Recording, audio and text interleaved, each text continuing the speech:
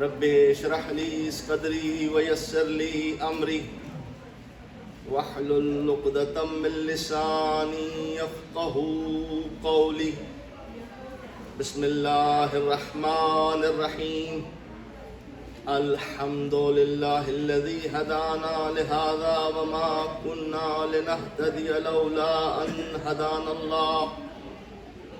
لقد جاءت رسل ربنا بالحق ثم الصلاة والسلام على رسوله الكريم شفيع ذنوبنا والطبيب نفوسنا أبي القاسم محمد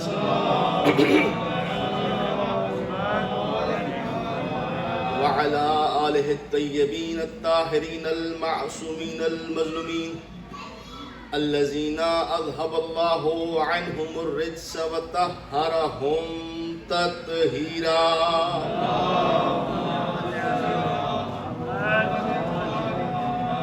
ولعنة الله على أعدائهم أجمعين من يومنا هذا إلى لقاء يوم الدين وبعد يوم الدين. أما بعد فقد قال سبحانه وتعالى في محكم كتابه المجيد بسم الله الرحمن الرحيم. فأقم وجهك للدين حنيفا فطرة الله التي فطر الناس عليها لا تبديل لخلق الله ذلك الدين القيم ولكن أكثر الناس لا يعلمون. صلوات اللہ. اس سے بلندر صلوات ہے.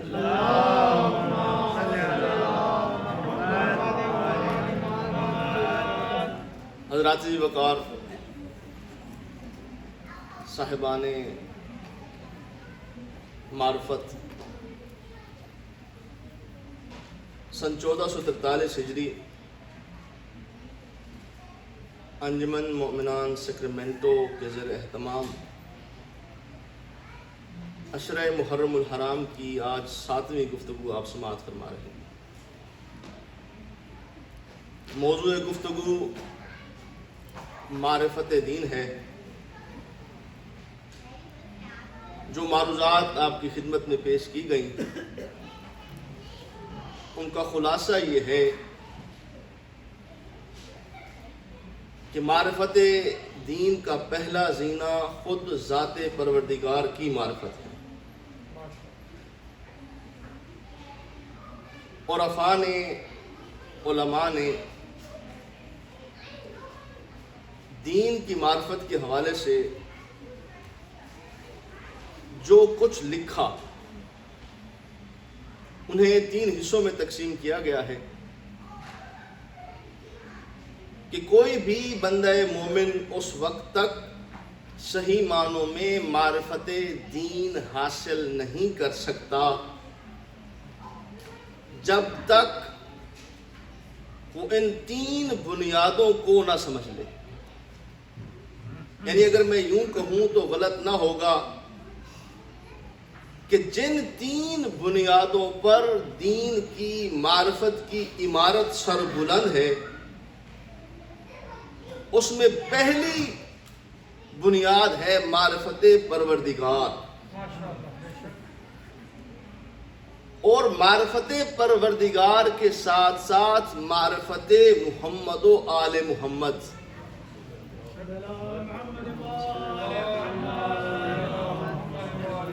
بلکہ اگر یوں کہوں تو غلط نہ ہوگا کہ جس بندے کو ان کی معرفت ہو جائے انہیں خدا کی معرفت ہو جاتی ہے.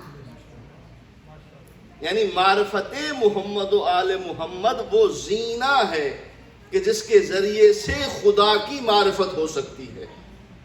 یہ پہلے نمبر پر جو 3 حصوں میں تقسیم کیا گیا ہے، پہلے نمبر پر اللہ کی معرفت، محمد و آل محمد کی معرفت، جسے آسان زبان میں کہا جاتا ہے عقائد. یہ معرفت کا حاصل کرنا یہ کس شے میں شامل ہے، کس کیٹیگری میں ہے؟ عقائد کی کیٹیگری میں. یعنی ہر بندہ مومن کا عقیدہ درست ہونا چاہیے. انسان لاکھ عبادتیں کرتا رہے، اگر اس کا ذات پروردگار اور محمد و آل محمد کے بارے میں صحیح عقیدہ نہ ہو تو اس کی ساری عبادتیں بیکار ہیں، ساری عبادتیں فضول ہیں۔ دوسرے نمبر پر یعنی معرفت پروردگار اور آل محمد کی معرفت کے بعد جو دوسری بنیاد ہے دین کی، وہ ہے اخلاق۔ یعنی یہ ایک ایسی چیز ہے کہ جس پر تو بات ہی نہیں ہوتی، حالانکہ یہ دین کی معرفت رکھنے والے افراد کے لیے ضروری ہے کہ اس کے اخلاق اچھے ہوں، نہ صرف اچھے ہوں بلکہ بہترین ہوں۔ وجہ کیا ہے کہ ہم بہترین کے ماننے والے ہیں، تو یہ کیسے ممکن ہے کہ جن کو مانا جا رہا ہے وہ تو بہترین ہو اور بندے مومن کے خلاف بہتر نہ ہو؟ توجہ فرما رہے ہیں آپ صاحبہ؟ دوسرے نمبر پر کیا ہے؟ علم اخلاق۔ اس پر جو ہے انشاءاللہ آئندہ جو گفتگو ہوگی اخلاق پر بھی جو ہے کچھ روشنی میں ڈالوں گا انشاءاللہ۔ اور تیسری شے کیا ہے؟ احکامات۔ احکامات سے مراد یعنی نماز، روزہ، حج، زکوٰۃ، جسے آپ فروعات دین کہتے ہیں۔ یہ تین بنیادیں ہیں، اس کے علاوہ اور کوئی چوتھی بنیاد نہیں ہے۔ اگر بندہ مومن ان تین بنیادوں کو صحیح طرح سے تھام لے، یعنی اگر وہ صحیح معنوں میں معرفت دین حاصل کرنا چاہتا ہے تو اسے ان تین بنیادوں کو سمجھنا ہوگا۔ کسی بھی ایک بنیاد کو ہم اس میں سے نہیں نکال سکتے۔ یعنی ایسا نہیں ہے کہ بندہ خدا کی معرفت رکھتا ہو مگر اس کے اخلاق اچھے نہ ہو۔ توجہ فرما رہے ہیں آپ صاحب؟ یعنی اس معرفت پروردگار کا فائدہ ہی کیا ہے؟ اس نماز کا فائدہ ہی کیا ہے جو انسان میں امن پیدا نہ کرے؟ سجدے میں جانے کا مطلب کیا ہے؟ اپنے آپ کو جا کر جھکا دینا۔ یہ جھکانا فقط اس عالم میں نہیں ہے بلکہ یہ حقیقت میں اپنی میں کو جھکانا ہے، جو بعد میں انسان کے ساتھ ساتھ رہنا چاہیے۔ تو سامعین گرامی قدر، عقائد بھی ٹھیک ہونے چاہیے، انسان کا اخلاق بھی اعلیٰ ہونا چاہیے، اور اس کے ساتھ ساتھ احکامات کو بھی سمجھنا چاہیے۔ صلوات بھیجے محمد و اہل بیت۔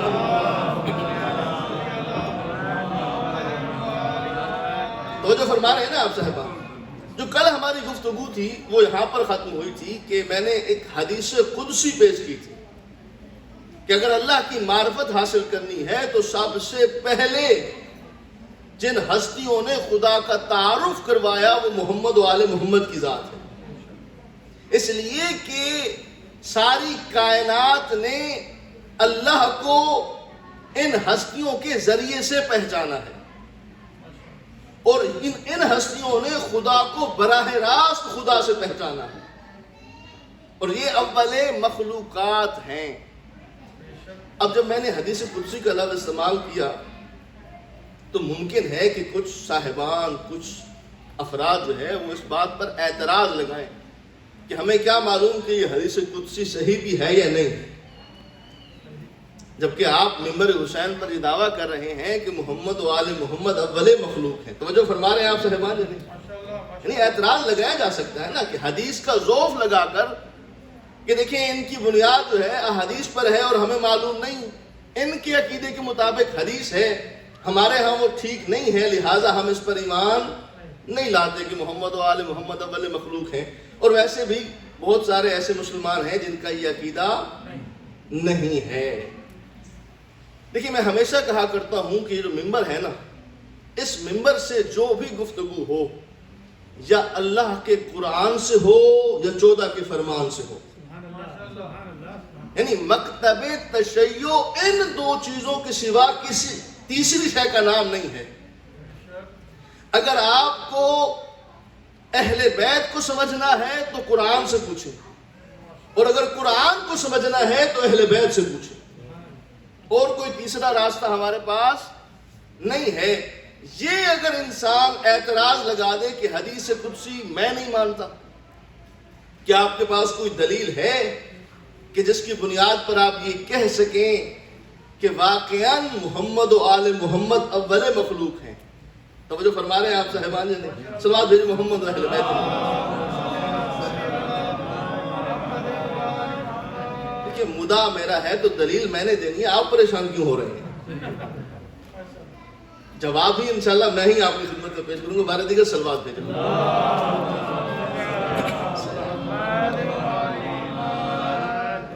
تو سامعین گرامی قدر، یہ اصول ہمیں خود نبیوں کے سردار نے دیا ہے کہ بندہ مومن کا کسی بھی شے کے بارے میں وہ عقیدہ ہو ہی نہیں سکتا جو خلاف قرآن ہو۔ اور یہ قرآن وہ ہے کہ جس میں اللہ نے ہر خشک و تر کا تذکرہ فرمایا ہے، وَلَا رَطْبٍ وَلَا يَعْبِسٍ إِلَّا فِي كِتَابٍ مُبِينٍ۔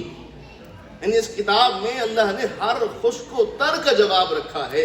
اگر میں یہ عرض کر رہا ہوں کہ محمد و آل محمد اول مخلوق ہیں تو اس قرآن میں اس شے کا تذکرہ ہونا چاہیے۔ یہ کوئی معمولی بات نہیں ہے، یہ ہمارے بنیادی عقائد میں سے ہے کہ یہ ہستیاں اللہ نے سب سے پہلے خلق کی۔ دیکھیں سورہ سعاد میں پروردگار عالم ارشاد فرماتا ہے، قال یا ابلیس ما منعک ان تسجد لما خلقت بیدی استکبرت ام کنت من العالین۔ دیکھیں بات وہ ہونی چاہیے جو 2 اور 2 4 والی، تاکہ بات بہت آسانی سے آپ تک پہنچ جائے۔ پروردگار عالم ارشاد فرما رہا ہے ابلیس سے، قال یا ابلیس، اے ابلیس، ما منعک، تجھے کس شے نے روکا ہے، کس شے نے منع کیا ہے، ان تسجد لما خلقت بیدی، کہ تو اسے سجدہ نہیں کرتا جس سے میں نے اپنے دونوں ہاتھوں سے بنایا ہے۔ توجہ فرما رہے ہیں آپ؟ اسے میں نے اپنے ہاتھوں سے بنایا ہے۔ استکبرتا، کیا تو نے غرور کیا؟ ام کنت من العالین، یا تو ان میں سے ہے جو عالین ہے۔ اب یہاں پر تھوڑا سا آپ نے جو ہے توجہ فرمانی ہے۔ دیکھیں جب خدا یہ فرما رہا تھا ابلیس سے، اب ذرا آپ تھوڑا سا جائزہ لیجئے کہ اس وقت عالم کیا تھا۔ پہلا انسان بننے جا رہا ہے، یعنی حضرت آدم، ابھی وہ پروسیس ہو رہا ہے، یعنی حضرت آدم کو بنانے کا پروسیس شروع ہو چکا ہے۔ اور اللہ نے ابلیس سے کہا کہ جیسے ہی میں اس میں روح پھونکوں تو نے اسے سجدہ کرنا ہے۔ بچے کو یہ بات یاد ہے، یعنی حکم دینے والا کون ہے؟ اللہ کی ذات۔ سجدے کا حکم کسے ہو رہا ہے؟ شیطان کو اور تمام جنوں کو، تمام ملائکہ کو یہ حکم ہو رہا ہے کہ جیسے ہی اس میں اپنی روح پھونکوں تم نے سجدہ کرنا ہے۔ یعنی یا ایک اللہ ہے، یا اس کے بعد حضرت آدم ہے، یا تمام جن اور ملائکہ ہیں، اور کوئی چوتھی مخلوق ہے نہیں۔ وجہ کیا ہے کہ حضرت آدم تو ابھی بنے ہیں، یعنی حضرت آدم ابھی دنیا میں نہیں آئے، ابھی وہیں پر اللہ نے حضرت آدم کو خلق کیا ہے۔ مخلوقات کی ابھی ابتدا نہیں ہوئی، نسل انسانی ابھی نہیں چلی، حضرت آدم کو دنیا میں بھیجا نہیں ہے۔ اس عالم میں یا اللہ ہے، یا ابلیس ہے، یا حضرت آدم ہے، یا ملائکہ ہیں۔ اب اور تو کوئی مخلوق نہیں ہے نا۔ اب اگر کوئی اور مخلوق ہے نہیں تو پھر اللہ اس مخلوق کا تذکرہ کیوں کر رہا ہے؟ ام کنت من العالین، کیا تو ان میں سے ہے جو اسے سجدہ نہ کرے، میں تب بھی ان سے راضی ہوں۔ اللہ اکبر، تھوڑا سا غور فرمائیے گا۔ یعنی اور کوئی مخلوقات ہے نہیں، اور اللہ کہہ رہا ہے کہ اے ابلیس تو اسے سجدہ کیوں نہیں کرتا؟ کیا تو ان میں سے ہے، ان عالین میں سے ہے کہ وہ اگر اسے سجدہ نہ کرے تب بھی میں ان سے راضی ہوں؟ یعنی اور مخلوق نہیں ہے، مگر اللہ کسی اور مخلوق کا ذکر کر رہا ہے۔ یا تو قرآن سے یہ آیت نکال دیں، اور اگر یہ آیت قرآن میں قیامت تک موجود رہے گی تو یہ سوال کرتی رہے گی کہ آخر وہ عالین کون ہیں کہ جن کو ابھی اللہ نے بظاہر دنیا میں بھیجا نہیں، مگر خدا ان کا تذکرہ فرما رہا ہے کیا تو عالم میں سے ہے جو اسے سجدہ نہ کرے؟ تو جب رسول خدا صلی اللہ علیہ وآلہ وسلم سے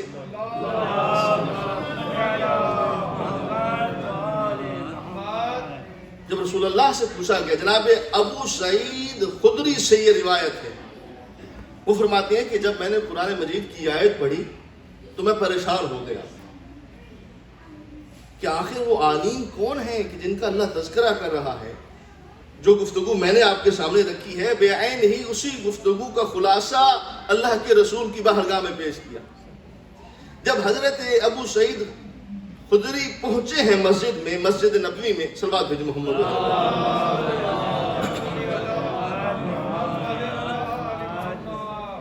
جب یہ صحابی پہنچے ہیں تو انہوں نے منظر کیا دیکھا کہ مسجد اصحاب سے بھری ہوئی ہے۔ جیسے یہ مسجد میں داخل ہوئے، جیسے ایکسکیوز می کہہ کر بات کی جاتی ہے، انہوں نے کوشش کی کہ کسی طرح یہ رسول کے قریب پہنچ جائیں۔ جناب ابو سعید خدری فرماتے ہیں کہ میں بڑا پریشان تھا یہ آیت پڑھ کر، اور مجھے اس وقت تک سکون نہیں مل پا رہا تھا جب تک میں یہ مسئلہ دریافت نہ کروں اللہ کے رسول سے کہ آخر وہ عالم کون ہے جن کا اللہ تذکرہ کر رہا ہے۔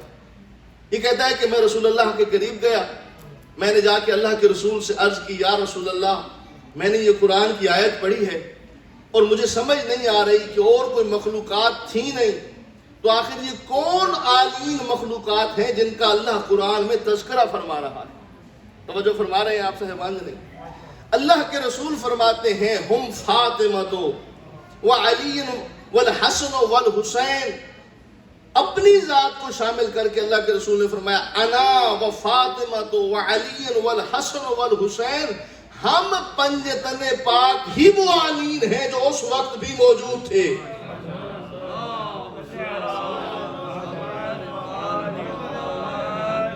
توجہ فرما رہے ہیں نا آپ صاحبان؟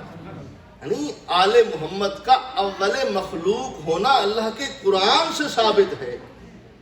یہ کچھ شیعوں کا سیلف میڈ عقیدہ نہیں ہے کہ ہم نے اپنی طرف سے بنا لیا ہے۔ صلوات بھیجو محمد و علیہ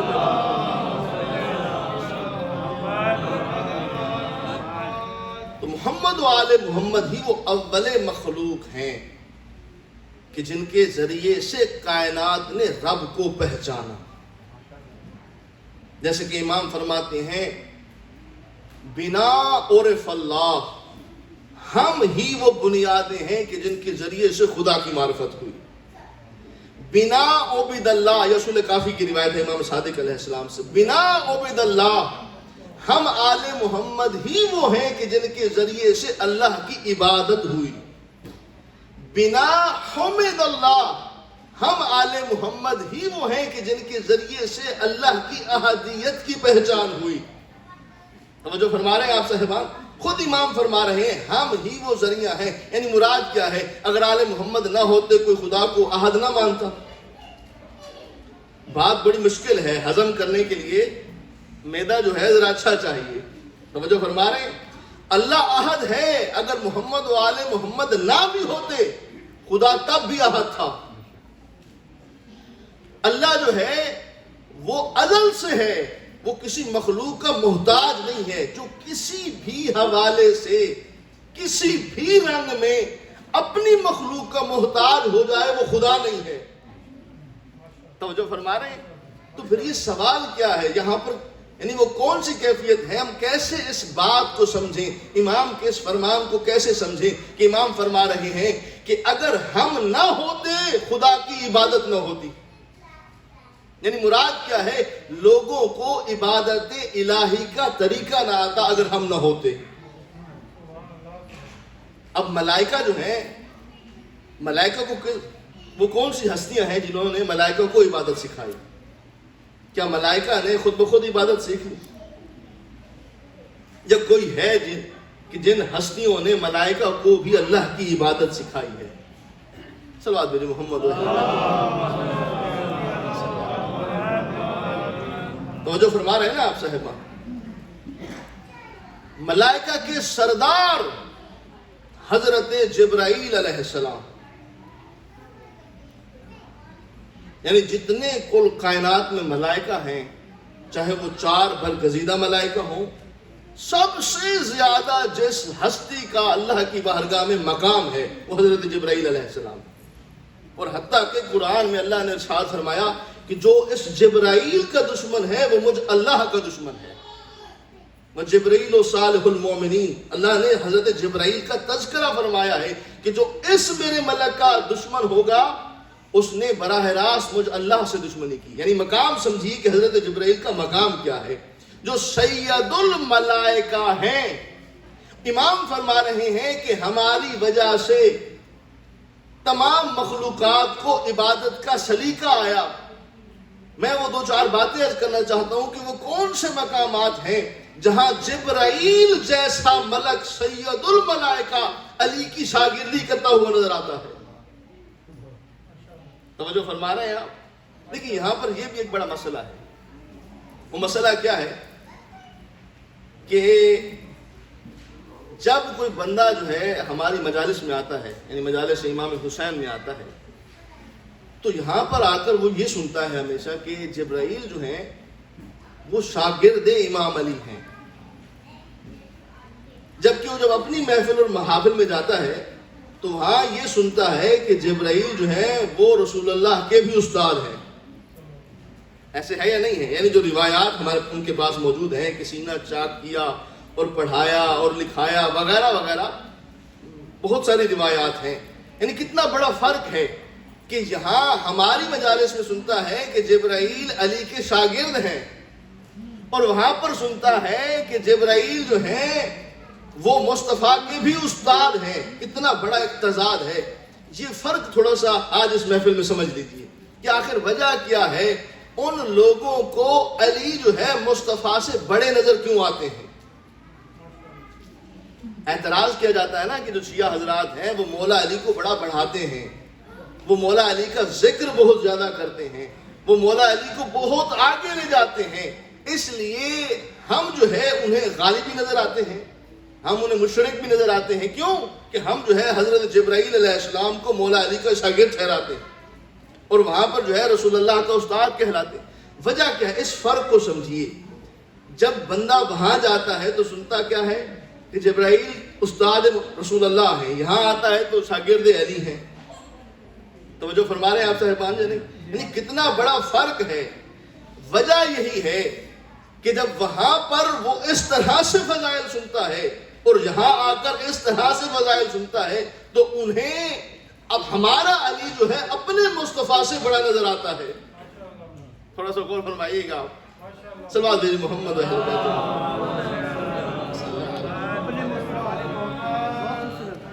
یعنی ان کے ہاں جو جناب مصطفیٰ کی تعریف ہے، ہمارے ہاں اس سے کہیں گنا زیادہ امیر المومنین کے فضائل ہیں۔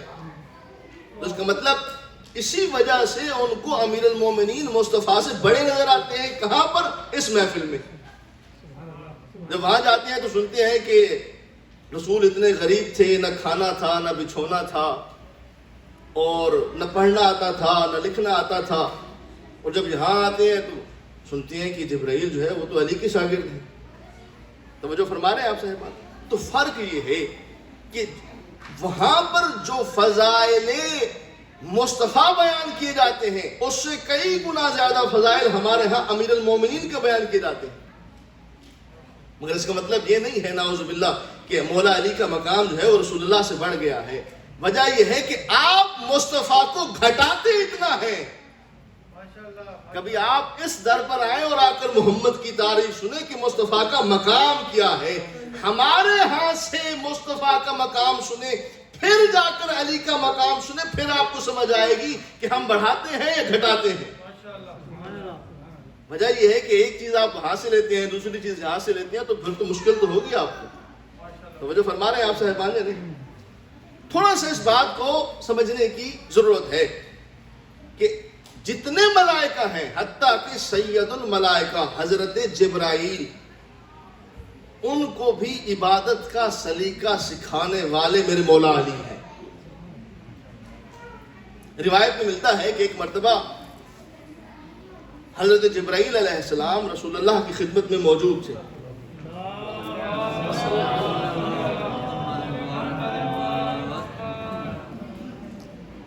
جبرائیل کہاں موجود تھے؟ اللہ کے رسول کی بارگاہ میں. یا حضرت علی تشریف لائے. جب مولا علی وہاں تشریف لائے، روایات میں ملتا ہے کہ مولا کی عمر اس وقت بہت تھوڑی تھی، جوان تھے امیر المومنین. جیسے ہی امیر المومنین داخل ہوئے، حضرت جبرائیل اپنی جگہ سے اٹھ کھڑے ہوئے. ایک بات ہمیشہ ذہن میں رکھیے گا کہ بہت سارے مقامات تاریخ میں ایسے ہمیں ملتے ہیں کہ جہاں مراد یہ نہیں ہوتا کہ نعوذ باللہ جبرائیل کو پتہ نہیں ہے، یا رسول اللہ کو پتہ نہیں ہے، یا مولا علی کو پتہ نہیں ہے، جناب زہرا کو پتہ نہیں ہے. وہاں پر گفت و شنید کا مقصد یہ ہوتا ہے کہ ہم تک پیغام پہنچائے. میں اس کی ایک مثال دیتا ہوں. مثال کے طور پر استاد کلاس میں اگر شاگرد سے پوچھے کیا تو یہ جانتا ہے، توجہ فرما رہے ہیں آپ صاحبان جی؟ وجہ کیا ہوتی ہے؟ استاد جانتا ہے کہ یہ نہیں جانتا، بتانا مقصود ہوتا ہے کہ تو نہیں جانتا، میں بتا رہا ہوں. یعنی استاد خود سوال کرتا ہے. اگر استاد ہی کو یہ حق بنتا ہے کہ وہ سوال کرے اور پھر اس کا جواب دے. تو محترم سامعین، حضرت امیر المومنین آئے، حضرت جبرائیل اپنی جگہ سے اٹھ کھڑے ہوئے.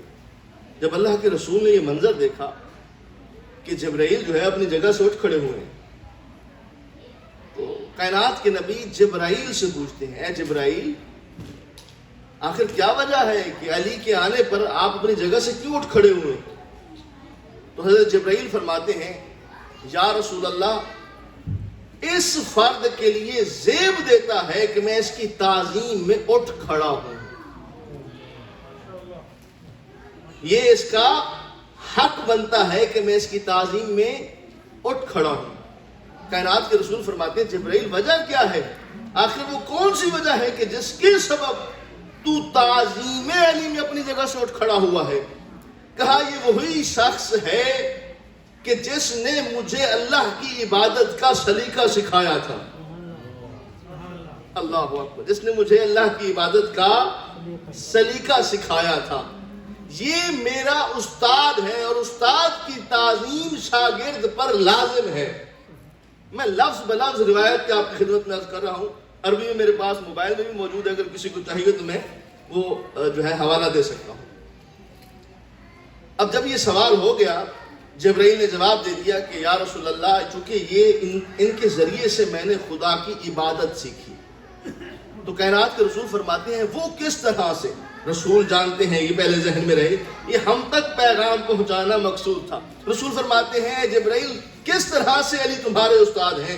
کہا ایک ایسا عالم تھا جب کچھ بھی نہ تھا، یا اس وقت ایک نور ہمارے سامنے تھا. اور اس نور کے بارے میں خود امیر المومنین فرماتے ہیں کہ جب اللہ نے ہمارے نور کو تقسیم نہیں کیا تھا تو سارا نور ہی ایک تھا، اور کسی کو یہ معلوم نہیں تھا کہ یہ نور جو ہے یہ چہارنا معصومین کا نور ہے. یعنی ایک ہی نور تھا اور اس سے اللہ کی تسبیح و تمجید کی صدا آتی تھی، جو اللہ کی تعریف کی جا رہی ہے.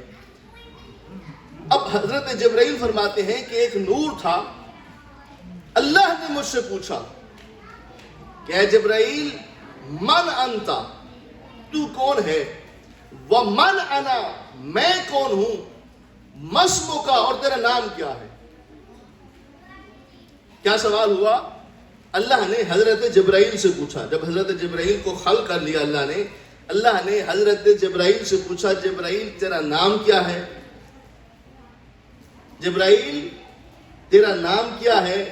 میں کون ہوں اور تو کون ہے؟ توجہ فرما رہے ہیں. من انا من انتا مسمو کا، میں کون ہوں، تو کون ہے، اور تیرا نام کیا ہے؟ حضرت جبرائیل فرماتے ہیں کہ جب اللہ کا یہ سوال میرے سامنے آیا، جب پروردگار عالم نے مجھ سے یہ سوال پوچھا تو میرے پاس اس کا کوئی جواب نہ تھا. میں نے یہ کہہ کر جواب دیا، انا انا و انتا انتا. توجہ فرما رہے نہیں، تعلیم اور کوئی ملی نہیں ہے، پتہ کچھ ہے نہیں، اس وقت خلق کر لیا اللہ نے. اب جواب تو یہی بنتا ہے نا، انا انا و انتا انتا. پروردگار تو ہے، میں ہوں. تو اس وقت علی نے جبرائیل کو کہا، یہاں پر میں اور تو کا معاملہ نہیں ہے. توجہ فرما رہے ہیں آپ صاحبان نے؟ حضرت جبریل کیا فرما رہے ہیں؟ انا انا وانت انت، پروردگار تو ہے، میں ہوں۔ اس وقت اس ہستی نے میرا کندھا ہلا کر مجھے کہا کہ اس طرح سے کہہ کہ انا عبد ذلیل وانت رب جلیل، میں عبد ذلیل ہوں، تو رب جلیل ہے، وانا اسمی جبرائیل، اور میرا نام جبرائیل ہے۔ صلوات بھیجے محمد و اہل بیت محمد۔ توجہ فرما رہے ہیں نا آپ صاحبان؟ اس عالم میں سب سے پہلے جس ہستی نے سید الملائکہ کو اللہ کے سامنے اپنا تعارف کروانے کا طریقہ سکھایا اور تسبیح کرنے کا طریقہ سکھایا کہ تو رب جلیل ہے، میں عبد ذلیل ہوں، تیری ذات جلیل ہے اور میں تیرا ذلیل بندہ ہوں، میں تیرا ذلیل عبد ہوں، تو ملائکہ کو تسبیح سکھانے والے بھی آل محمد ہیں۔ اسی لیے میں نے شروع میں یہ خلاصہ بیان کر دیا تھا کہ ساری کائنات کو جو معرفت پروردگار ملی ہے ان ہستیوں کی وجہ سے ملی ہے۔ اسی لیے امام فرماتے ہیں بنا عرف اللہ، اگر ہم نہ ہوتے خدا کی کسی کو معرفت ہی نہ ہوتی، اگر ہم نہ ہوتے کوئی خدا کی تسبیح کرنے والا نہ ہوتا، اگر ہم نہ ہوتے تو زمانے کو معلوم ہی نہ ہوتا کہ وہ وحدہ لا شریک ہے۔ ہمیں اللہ نے وہ وسیلہ قرار دیا، ہمارے ذریعے سے خدا نے اپنا تعارف کروایا۔ کنت کنزا مخفیا، اس کی بھی تشریح ہو جاتی ہے کہ میں چھپا ہوا خزانہ تھا، میں نے چاہا کہ میری پہچان ہو، فخلقتک یا محمد، اے میرے حبیب میں نے تجھے خلق کیا، تیرے نور کو خلق کیا۔ توجہ فرما رہے ہیں آپ صاحبان نے؟ صلوات بھیجے محمد و اہل بیت بارہ دیگر سماعت بھیجے۔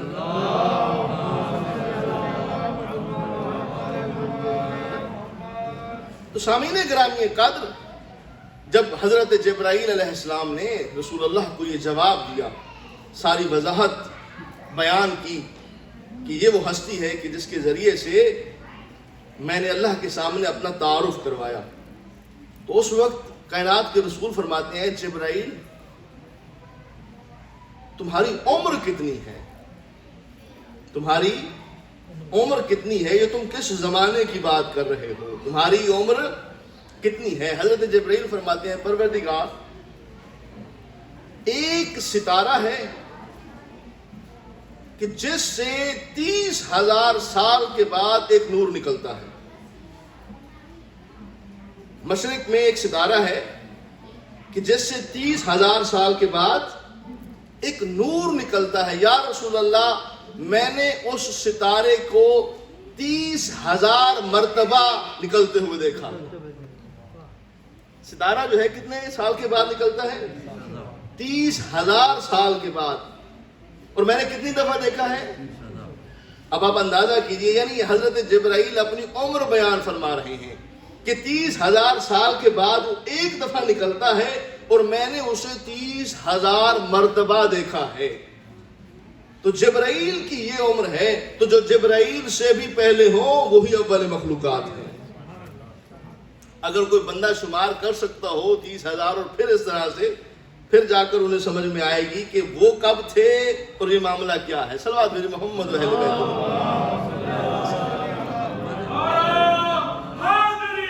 یا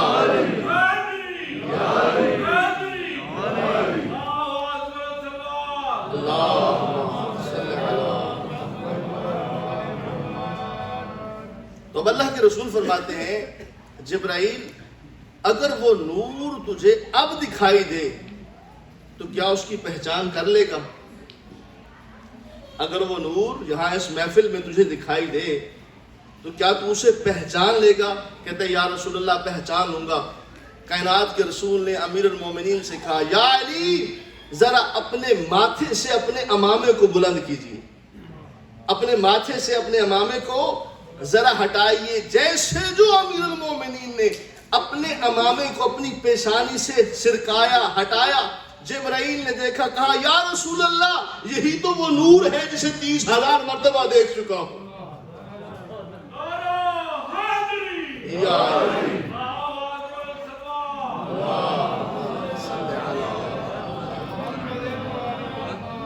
جو فرما رہے ہیں نا آپ صاحبان، یہی وہ نور ہے جسے میں 30,000 مرتبہ دیکھ چکا ہوں، بھلا مجھے کیوں نہ پہچان ہوگی اس نور کی، وہ نور علی کی پیشانی سے نکل رہا تھا۔ تو یہ وہ ہستیاں ہیں کہ جن کے ذریعے سے معرفت پروردگار ہو سکتی ہے۔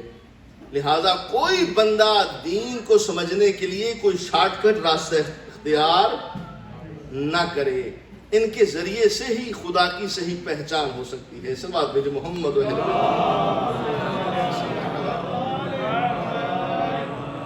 جو فرما رہے ہیں نا آپ صاحبان۔ اور اگر کوئی بندہ یہ کہے کہ ہمارے لیے محمد و آل محمد، چلے محمد تو سمجھ میں آتی ہے، وہ تو سب کے صالح ہیں، لیکن اہل بیت کے معاملے میں بعض اوقات افراد جو ہے وہ ذرا ڈنڈی مارتے ہوئے نظر آتے ہیں، ایسے ہے یا نہیں ہے؟ تو بعض ممکن ہے اگر کوئی بندہ یہ کہے کہ ہاں آپ اگر یہ کہیں تو بات سمجھ میں آتی ہے کہ ہاں مصطفیٰ کا سہارا ضروری ہے، مگر آپ آل محمد کو اس میں شامل کیوں کرتے ہیں کہ ان کے ذریعے سے معرفت ہوئی؟ یعنی ہمارے لیے مصطفیٰ کافی ہیں اور اللہ کی کتاب بھی کافی ہے۔ یہ ایک اعتراض لگایا جا سکتا ہے نا کہ جب قرآن موجود ہے، قرآن اور رسول اللہ کی ذات ہمارے لیے ذات پروردگار کی معرفت کے لیے کافی ہے، تو اس کا جواب بھی اسی منبر حسینی سے دینے لگا ہوں۔ اگر کوئی بندہ یہ اعتراض کرے کہ محمد و آل محمد کے بغیر ذات پروردگار کی معرفت ہو سکتی ہے، وہ شخص کسی خام خیالی میں لگا ہوا ہے، اس کا یہ دعویٰ عبث ہے۔ دیکھیں قرآن مجید فرقان حمید میں جو آیہ مباہلہ ہے وہ کیا ہے؟ یعنی اگر کوئی بندہ کہے کہ ہمارے لیے قرآن اور رسول اللہ کی ذات کافی ہے، آیہ مباہلہ میں اللہ نے اس کا جواب دے دیا۔ قرآن مجید کی جو آیہ مباہلہ فَمَنْ حَاجَّاكَ فِيهِ مِن بَعْدِ مَا جَاءَكَ مِنَ الْعِلْمِ فَقُلْ تَعَالُوا نَدْعُو أَبْنَاءَنَا وَأَبْنَاءَكُمْ إِلَى الْآخِرِ۔ اب تھوڑا سا اس کا بیک گراؤنڈ دیکھیے کہ آخر یہ آیت ہے کیا۔ جب نصارہ سے، نجران کے نصارہ سے مباہلہ ہوا، وہ مباہلہ کس بنیاد پر ہوا کہ نجران کے نصارہ یہ کہتے تھے کہ حضرت عیسیٰ جو ہیں چونکہ ان کا کوئی باپ نہیں ہے لہذا اسی لیے وہ اللہ ہیں، چونکہ باپ نہیں ہے، اور اس بات پر دلیل ہے کہ حضرت عیسیٰ کیا ہے؟ خدا ہے۔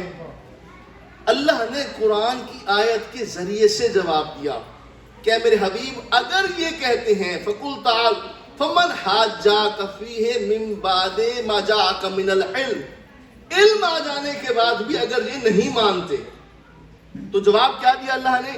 ان سے کہو کہ اگر بغیر باپ کے پیدا ہونا خدا ہونے پر دلیل ہے تو میرا آدم وہ ہے جس کا نہ باپ ہے نہ ماں ہے۔ یہ اللہ نے قرآن کے ذریعے سے جواب دیا کہ اگر تمہارا آرگومنٹ یہ ہے کہ انسان اگر بغیر باپ کے پیدا ہو تو وہ خدا ہو سکتا ہے تو آدم کے لیے کیا کہو گے؟ ان کا تو نہ باپ ہے نہ ماں ہے۔ تو اس کا مطلب ہے حضرت آدم کو اس سے زیادہ زیب دیتا ہے، مگر جب یہ علم، یہ دلیل اللہ کے رسول نے نجران کے نصارہ کو دے دی تو اللہ کہتا ہے کہ اگر اس کے بعد بھی یہ نہیں مانتے فَمَنْ حَاجَّاكَ فِيهِ مِن بَعْدِ مَا جَاءَكَ مِنَ الْعِلْمِ، اگر اس دلیل کے بعد بھی یہ نہیں مانتے تو پھر کیا ہے؟ تم اپنے نفسوں کو بلاؤ، ہم اپنے نفسوں کو بلاتے ہیں، تم اپنے بیٹوں کو بلاؤ، ہم اپنے بیٹوں کو بلاتے ہیں، تم اپنی عورتوں کو بلاؤ، ہم اپنی عورتوں کو بلاتے ہیں، اور پھر کیا ہوگا؟ جو جھوٹے ہوں گے ان پر ہوگی اللہ کی لعنت۔ اب یہاں پر میں سوال کرنے لگا ہوں کہ دیکھیں قرآن موجود ہے، اللہ کے رسول موجود ہیں، قرآن کے ذریعے سے نصارہ کو نجران کے نصارہ کو جواب دیا جا چکا، مگر اس کے باوجود بھی وہ نہیں مانے، تو پھر پروردگار کا حکم کیا آیا کہ اہل بیت کو بلاؤ۔ یعنی قرآن موجود ہے، رسول خود قرآن کے ذریعے سے دلیل دے رہے ہیں، مگر وہ دلیل ماننے کو تیار نہیں ہے۔ اب یہاں پر طاہر حسن غدیری ایک جملہ کہنا چاہتا ہے، میں کہتا ہوں جو قرآن خود رسول اللہ کے لیے کافی نہیں ہے وہ آج غیر انسان کے لیے کیسے کافی ہو سکتا ہے؟ قرآن کے ذریعے سے جواب دے رہے ہیں نا رسول، تو جو قرآن خود رسول اللہ کے لیے کافی نہیں ہے جب تک اہل بیت کا رسول سہارا نہ لیں. توجہ فرما رہے ہیں؟ جب اہل بیت آئے تو جواب مکمل ہوا.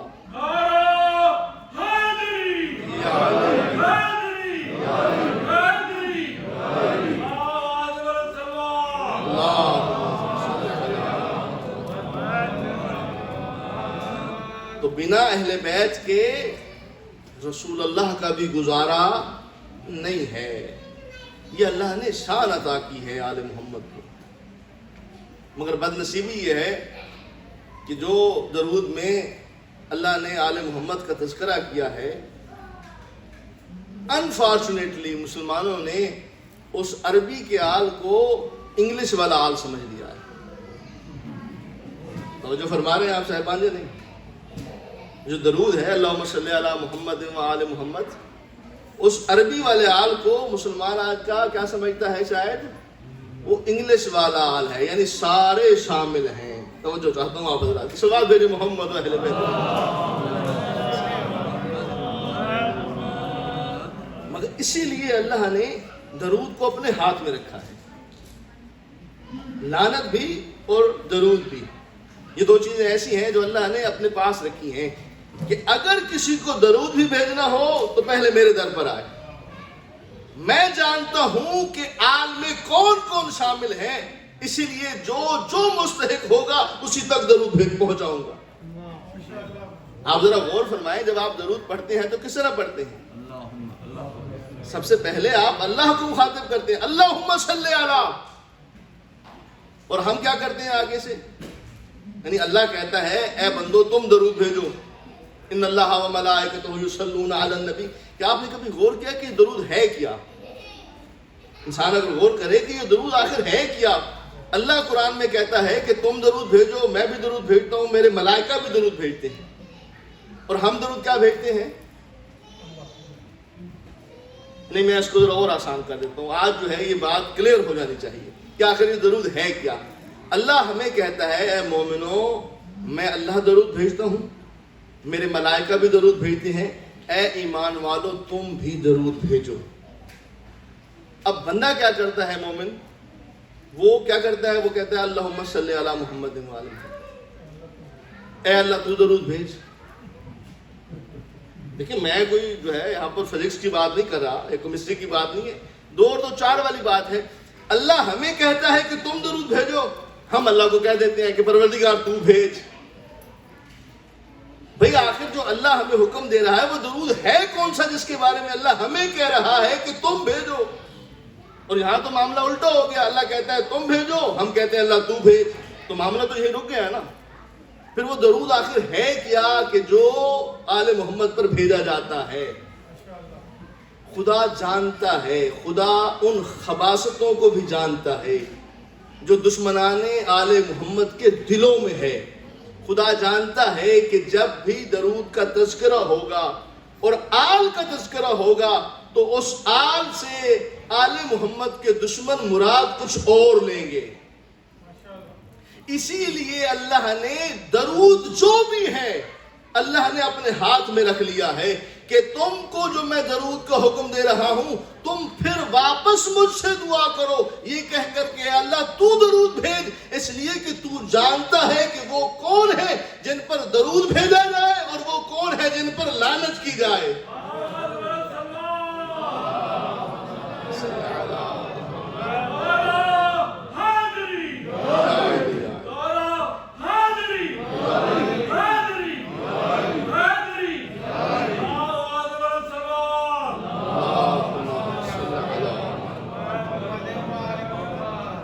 جو فرما رہے ہیں نا آپ صاحبان، اسی لیے اللہ نے درود کو اپنے ہاتھ میں رکھا ہے کیونکہ خدا جانتا ہے کہ وہ کون سی ہستیاں ہیں جو صاحبان درود ہیں. اگر انسان کے ہاتھ میں دے دیا جائے تو پھر درود کا نقشہ بالکل تبدیل ہو جائے گا، جیسے آئے روز دنیا میں نقشے تبدیل ہوتے رہتے ہیں. صلوات بھیجیں محمد.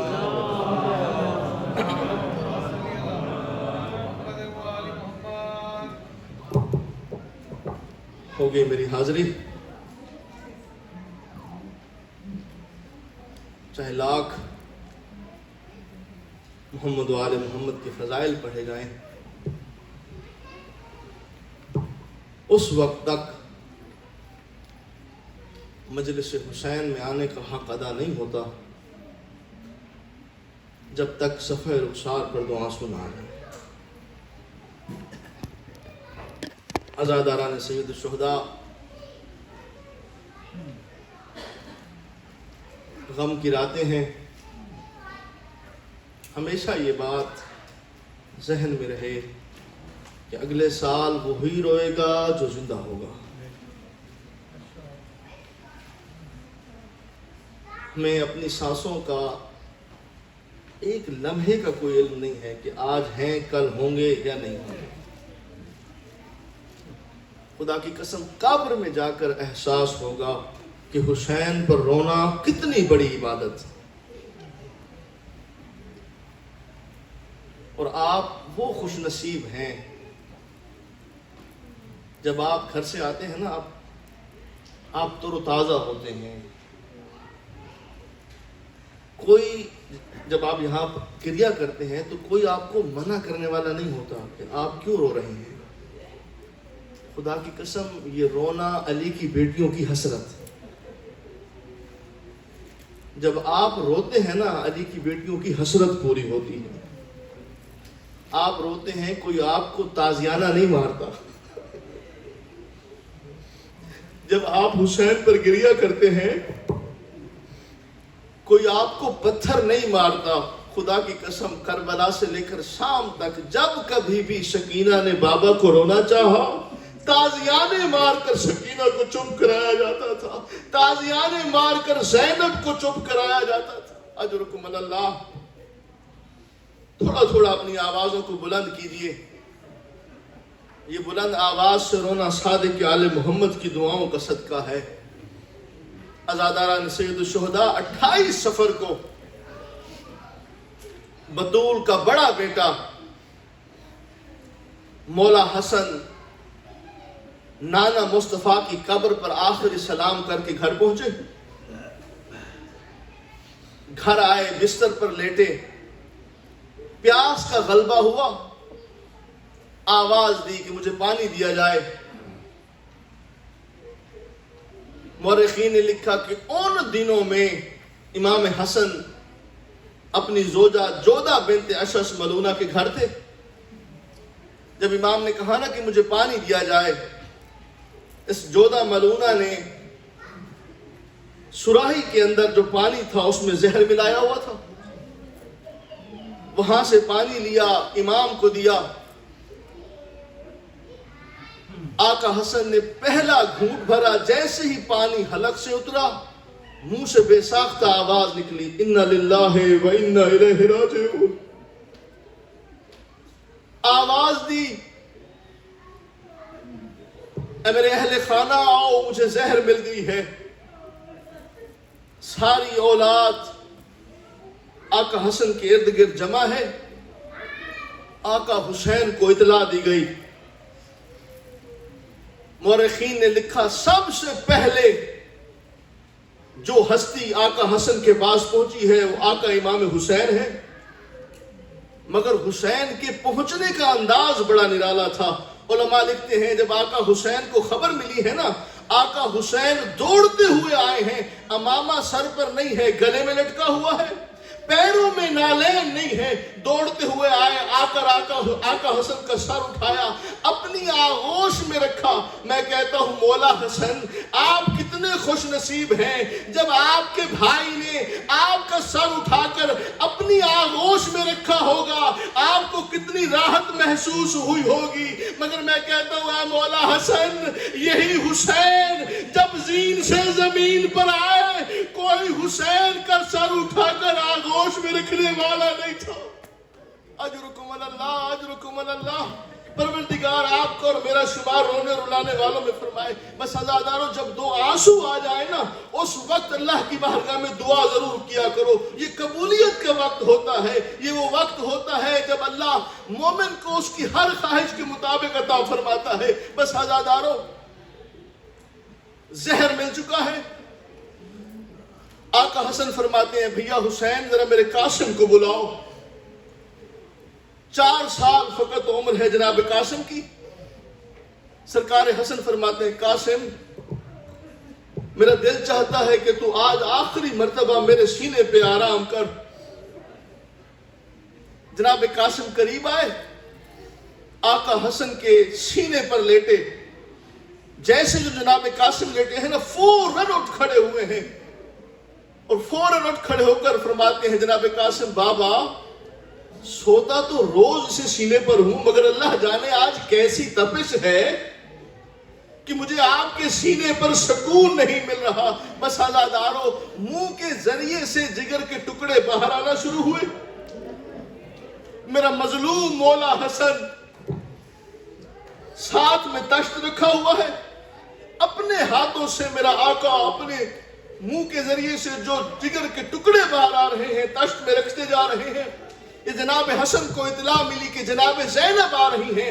فوراً آقا حسن فرماتے بھیا حسین ذرا جلدی کر, ہو سکے تو میرے اس جگر کے ٹکڑوں کو کپڑے سے چھپا دے. آقا حسین فرماتے مولا حسن بھائی خیر تو ہے, کہا تمہیں معلوم نہیں وہ دیکھو زینب آ رہی ہے. اگر زینب نے میرے جگر کے ٹکڑے دیکھ لیے زینب مرنے سے پہلے مر جائے گی. میں کہتا ہوں مولا حسن آج تو آپ کو زینب کا اتنا خیال ہے کہ اگر وہ آپ کے جگر کے ٹکڑے دیکھے تو مرنے سے پہلے مر جائے, مگر مولا حسن یہی آپ کا بھائی حسین جب کربلا کے میدان میں لاشیں پر گھوڑے دوڑائے جا رہے تھے زینب 70 قدم کے فاصلے پر کھڑی دیکھ رہی تھی. اس وقت آپ کے دل پر کیا گزرے گی؟ اجرکم اللہ اجرکم اللہ. تھوڑا تھوڑا اپنی آوازوں کو بلند کرتے آئیے. عزاداران سید الشہداء زہر مل چکی, جگر کے ٹکڑے باہر آ رہے ہیں. جناب قاسم فرماتے ہیں بابا مجھے آج آپ کے سینے پر سکون نہیں آ رہا. بس عزادارو امام حسن نے جناب قاسم کا ہاتھ پکڑا اور آقا حسین کے ہاتھ میں ہاتھ دے کر کہا اے میرے بھائی حسین اگر کل کہیں تجھے اپنی نصرت کے لیے کسی کی ضرورت ہو اور میرا یہ بیٹا تیری مدد کے لیے آئے تو اسے موت کی اجازت ضرور دے دینا. یہ حسن کی طرف سے آپ کے لیے قربان ہونے کے لیے تحفہ چھوڑ کر جا رہا ہوں. بس عزادارو کربلا کے میدان میں واحد شہید ہے جناب قاسم. جو بھی جوان جاتا تھا نا آقا حسین کو بڑا وقت لگتا تھا کسی بھی جوان کو میدان کربلا میں بھیجتے ہوئے, مگر علماء نے لکھا ہے کربلا کا واحد شہید ہے قاسم.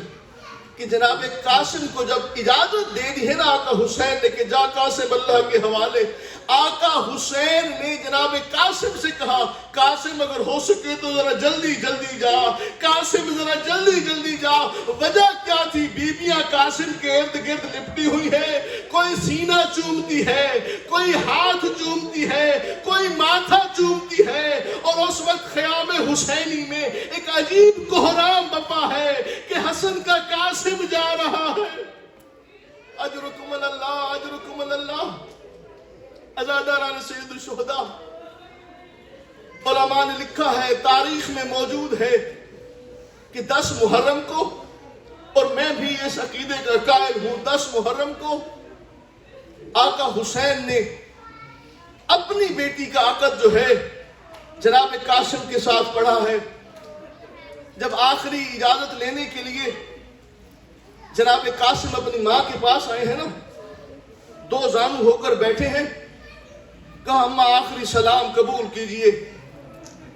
ماں نے ماتھا چوما, گردن کا اشارہ کر کے کہا وہ بھی بیٹھی ہے جس سے تیرا عقد ہوا ہے, وہ بھی موجود ہے جس سے تیرا عقد ہوا ہے, اسے بھی آخری سلام کرتا جا.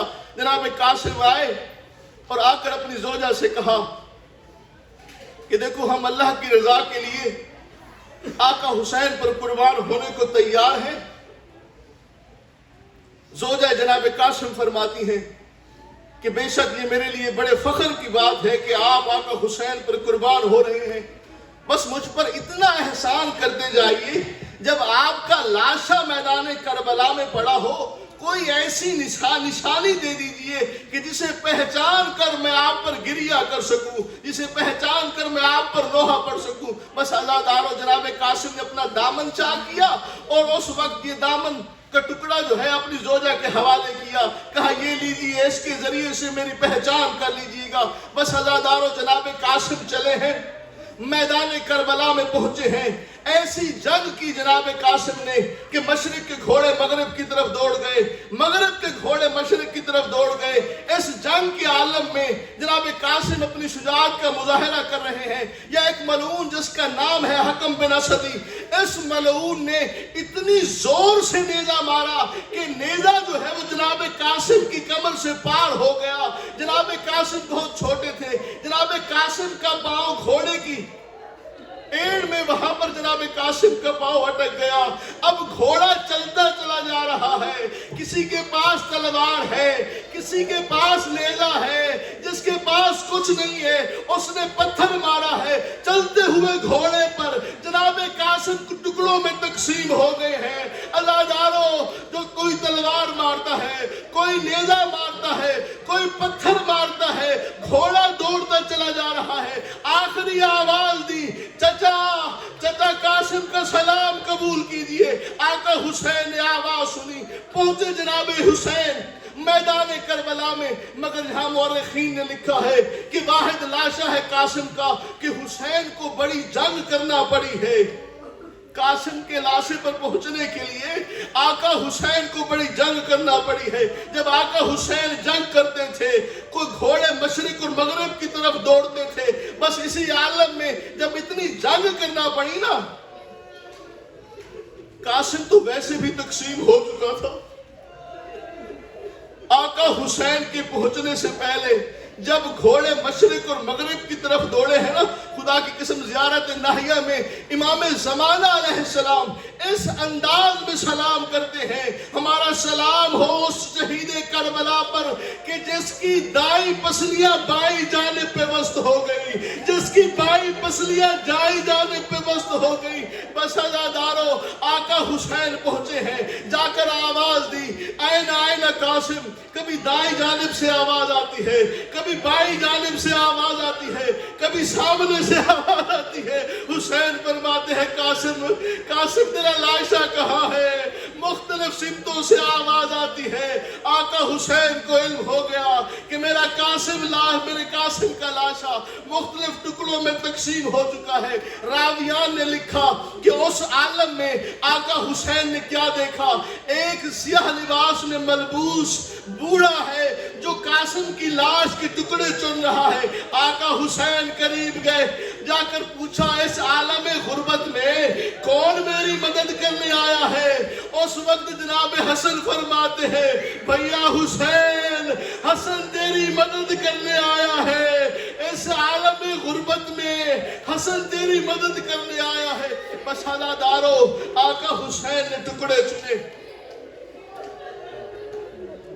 بالخصوص میں ہمیشہ کہا کرتا ہوں، آل محمد کا بھی فرمان ہے، اگر کسی کو رونا نہ آئے نا، اپنے ذہن میں اپنے 13 سال کے جوان کا خیال لے کر آئی۔ ماں کی کتنی حسرت ہوتی ہے کہ جب یہ جوان ہوگا، میں اس کی شادی کروں گی، اس کی بیوی آئے گی، میں رسمیں ادا کروں گی۔ بس عزادارو، آقا حسین نے گٹھڑی میں لاش کے ٹکڑے جمع کیے، کندھے پر گٹھڑی رکھ کر حسین نے چلنا شروع کیا۔ راوی کہتا ہے، میں دیکھ رہا تھا کہ جب لاشا تقسیم شدہ لاشا گٹھڑی بنا کر حسین نے کندھے پر رکھا نا، راوی کہتا ہے میں دیکھ رہا تھا حسین 4 قدم چلتے تھے، پھر زمین پر بیٹھ جاتے تھے۔ حسین 4 قدم چلتے تھے، پھر زمین پر بیٹھ جاتے تھے۔ اب یہاں پر میں ایک سوال کرنا چاہتا ہوں، اگر کوئی جوان مر جائے، اس کا لاشا کیسے اٹھایا جاتا ہے؟ کم از کم 4 جوان مل کر چاروں طرف سے کندھا دیتے ہیں، پھر کسی جوان کا لاشا اٹھایا جاتا ہے۔ میں کہتا ہوں واہ مظلوم حسین، آپ نے قاسم کا لاشا کس انداز میں اٹھایا؟ بس چند قدم چلتے ہیں پھر بیٹھ جاتے ہیں، پھر چند قدم چلتے ہیں پھر آقا حسین بیٹھ جاتے ہیں۔ پہنچے خیام حسینی میں، جناب ام فروہ کو اطلاع دی گئی کہ آپ کی قاسم کا لاشا آ گیا ہے، آئیں اور آ کر آپ نے قاسم پر آخری سلام بھیج دیجیے، جو گریہ کرنا ہے کر لیجیے۔ جناب ام فروہ آئی، آقا حسین سے کہا آقا آپ قاسم کا لاشا لینے گئے تھے، آپ میرے قاسم کا لاشا نہیں لائے؟ آقا حسین سر جھکائے کھڑے ہیں، حسین نے جواب نہیں دیا۔ ام فروہ پھر فرماتی ہیں آقا حسین کیا آپ میرے قاسم کا لاشا نہیں لائے؟ جب دوسری مرتبہ کہا نا، حسین نے گٹھڑی سامنے رکھی، کہا یہ لے، یہ ہے قاسم کا لاشا۔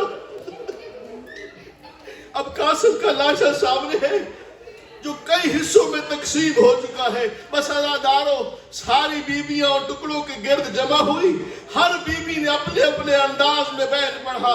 کوئی بیوی کہتی ہے واہ محمد آ، واہ علی آ، واہ فاطمہ، کیا حال کیا ہے اہل بیت کی کلیوں کا مسلمانوں نے کہ لاشے کو بھی پامال کر دیا۔